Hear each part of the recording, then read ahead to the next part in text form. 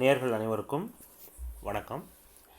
இன்றைக்கி நம்ம பார்க்க போகிற வீடியோட டாபிக் பார்த்திங்கன்னா, இந்த நிலம், வீடு, மனை, சொத்து இது சார்ந்த விஷயத்தில் யாருக்கெல்லாம் ப்ராப்ளம் வரும், எப்போ வரும், ஏன் வரும், ஸோ இந்த டீட்டெயிலான ஒரு விஷயத்தை ஒரு உதாரண ஜாதகத்தோடு பார்க்க போகிறோம்.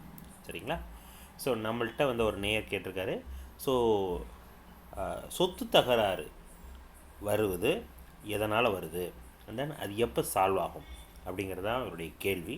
அது ஜாதகத்தில் பிரதிபலிக்குதா, உண்மையிலேயே சொத்து தகராறு இருக்குதா இல்லையா, அண்ட் தென் அது உருவானதற்கான காரணம் என்ன, அண்ட் தென் எப்போ சால்வ் ஆகும், இதுதான் அவருடைய கேட்ட கேள்வி. அதற்கான ஆன்சர் நம்ம பார்க்கலாம். ஸோ ஜாதகம் ஸ்க்ரீனில் வரும் பாருங்கள். ஸோ முதலாவதாக இவருடைய ஜாதகம் அப்படின்னு பார்த்திங்கன்னா கன்னி லக்னம். ஓகேங்களா? கன்னி லக்னம். கன்னி லக்னம், புதன், கேது, குரு. ஓகேவா? ஸோ புதன், கேது. புதன் 22 டிகிரியில் நிற்கிது, நல்லா நோட் பண்ணிக்கணும். கேது 14 டிகிரியில் நிற்கிது. குரு 2 டிகிரியில் நிற்கிது. சரி, 2 டிகிரி. ஓகேவா? So 2 degree. இந்த டிகிரி தான் ரொம்ப முக்கியம், அதனால தான் அதை போட்டிருக்கேன். ஓகேவா?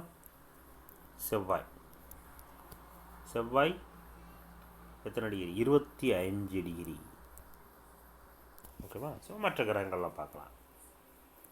சூரியன், சந்திரன், சுக்கிரன், ராகு, சனி. ஸோ அவ்வளோதான். ஓகேங்களா? ஸோ இதுதான் கிரக நிலைகள். இப்போ இந்த ஜாதகத்தில் நடந்து கொண்டிருக்கக்கூடிய தசை புத்தி, புதன் தசையில் புதன் புத்தி ஃப்ரம் 2021 நவம்பர்லேருந்து. ஓகேங்களா? ஸோ இப்போ இந்த புதன் தசை புதன் புத்தி சொத்து பிரச்சனைகளை கிரியேட் பண்ணி கொடுக்குது. இப்போ நம்ம பேசியிருக்கிறோம், சொத்து சம்மந்தமான விஷயத்தை பேசணும்னா அது எந்த பாவகத்தோடு தொடர்பு இருக்கும்? 4ஆம் பாவகம். ஸோ 4ஆம் பாவகம் தான் ஒரு மனிதன் சேர்த்து வைக்கக்கூடிய சொத்து, அவர் வச்சிருக்கக்கூடிய சொத்து, வீடு, மனை, வாகனங்கள் பற்றிய விஷயம், அவருடைய சௌகரியம், அவருடைய உடல் கூறில் நெஞ்சு, மார்பகம் பகுதியை குறிக்கக்கூடிய இடம் எல்லாமே இந்த 4ஆம் பாவகம் தான். தாய், உயிர் காரகத்தில் தாய், இவ்வளோ விஷயத்தையும் குறிக்கக்கூடிய பாவகம் தான் 4ஆம் பாவகம். ஸோ இப்போ இந்த 4ஆம் பாவகம் அடி வாங்குது. எப்படி சார் அடி வாங்குது? இப்போ நடந்துக்கிட்டு இருக்கிற தசை புதன் புத்தி. புதன் ஜாதகத்தில் லக்னத்தில் பலமாக நிற்கிறார், உச்சத்தில் நிற்கிறார் 22 டிகிரியில். புரிஞ்சுக்கிட்டிங்களா? அதே லக்னத்தில் தான் குருவும் நிற்கிது. ஸோ அப்போ புதன் புத்தியில் புதனுடைய காரகத்துவம் லக்னாதிபதி மற்றும் 10ஆம் பாவகாதிபதியினுடைய வேலையும் நடக்கும், 4 மற்றும் 7ஆம் பாவகாதிபதி குருவினுடைய வேலையும் நடக்கும். ஏன்? அந்த வீட்டில் தான் குரு உட்காந்து நிற்கிறார். ஸோ அதனால் கண்டிப்பாக நடக்கும். சரி, இந்த இடத்துல குரு கேதுவோட மிக நெருக்கத்தில் நிற்கிதா அப்படின்னா, குரு 2 டிகிரி, கேது 14 டிகிரி, 12 டிகிரி விலகலில் நிற்கிது. ஓகேவா? ஸோ இது ஒரு பாயிண்ட்டா அப்படின்னா இது ஒரு பாயிண்ட் அப்படின்னு வச்சுக்கிட்டாலும், அந்த லக்னமே அஃபெக்ட் ஆகுது. எதனால்? இந்த செவ்வாய் மற்றும் சூரியன், சந்திரன், அண்ட் தென் சனி 28 டிகிரி. ஓகேவா? ராகு தான் நம்ம போட்டோமே 14 டிகிரி. இந்த ஜாதகத்தில் நல்லா பாருங்கள், இந்த ராசி, கன்னி ராசியினுடைய இந்த பகுதியை செவ்வாய் ஆக்கிரமிச்சுக்கிறாரு. அதே போல் ராசியினுடைய இந்த அடுத்த எண்டை பார்த்திங்கன்னா சனியினுடைய கதிர்வீச்சு நேராக ஆக்கிரமிச்சுக்கிறார். ஸோ அப்போ அந்த பாவகம் அஃபெக்ட் ஆகிடுது. 2 பாவ கிரகத்தினால அஃபெக்ட் ஆகிடுது, சனி மற்றும் செவ்வாய். இந்த ஜாதகத்தில் செவ்வாயோடு மிக நெருக்கமாக இருக்கக்கூடிய கிரகம் இது குரு. எப்படி? செவ்வாய் 25, குரு 2 டிகிரி. ஆக 7 டிகிரியில் குரு அஃபெக்ட் ஆகிறார். ஓகேவா? ஸோ குருவினுடைய பலம் அதிகமாக, செவ்வாயினுடைய பலம் அதிகமான, செவ்வாய்க்கு தான் பலம் அதிகம். ஸோ அப்போ செவ்வாய் அந்த ஜாதகத்தில் சிம்ம ராசியில் பலமாக நிற்கிறார் நட்பு வீட்டில். ஆனால் குரு பகை வீட்டில் தான் உட்காந்துருக்காங்க. அப்போ குரு 4ஆம் பாவகாதிபதி அங்கே லக்னத்தில் இருந்தாலும் திக்பலமாக இருந்தாலும் செவ்வாயோடு 7 டிகிரியில் நிற்கும்போது செவ்வாயின் தான் பலம் அதிகமாகுது. ஆக இந்த ஜாதகத்துக்கு செவ்வாய் யார் சார்? 8ஆம் பாவகாதிபதி. ஸோ முதலாவதாக கெடுதலை தரக்கூடிய கிரகம் இந்த ஜாதகத்திற்கு செவ்வாய் 8ஆம் பாவகாதிபதியாக இருக்கிறார். அப்போ அவரோடு நெருங்கி இருக்கக்கூடிய குரு அஃபெக்ட் ஆகிறான்னு அர்த்தம். அண்ட் தென் இந்த பாவகமும் எஃபெக்ட் ஆகுது. எப்படி? ஒரு பக்கத்தில் செவ்வாய், இந்த கன்னி ராசியினுடைய 1 டிகிரி 0 டிகிரியில் வந்து செவ்வாயினுடைய ஆதிக்கம் இருக்குது. 28 29 டிகிரியில் சனியினுடைய கதிர்வீச்சும் நிற்குது.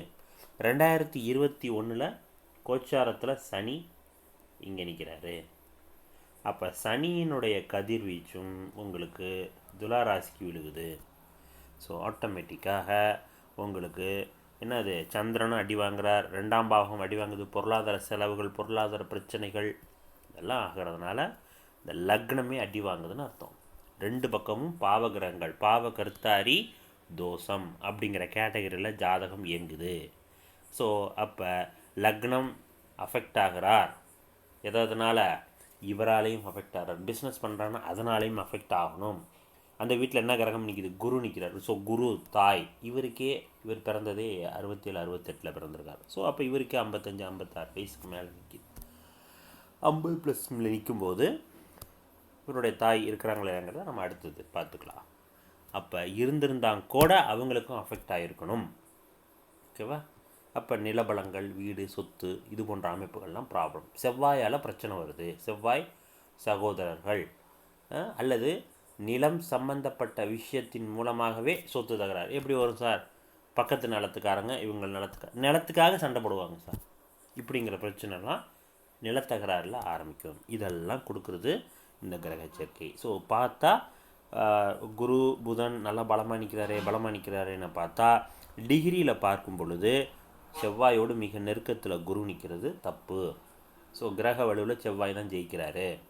அதனால் இந்த இடத்தில் நிலம் சம்மந்தப்பட்ட பிரச்சனை கிரியேட் ஆகுது. ஸோ அதனால் இந்த சொத்து தகராறு கிரியேட் ஆகி நிற்கிது, பண செலவுகள் அதிகமாகிட்டு இருக்குது அப்படிங்கிறத சொல்ல முடியும். ஓகேவா? ஸோ இப்படித்தான் நம்ம ஒரு ஜாதகத்தில் பலனை பிரித்து சரியாக எடுக்க முடியும். ஓகேங்களா?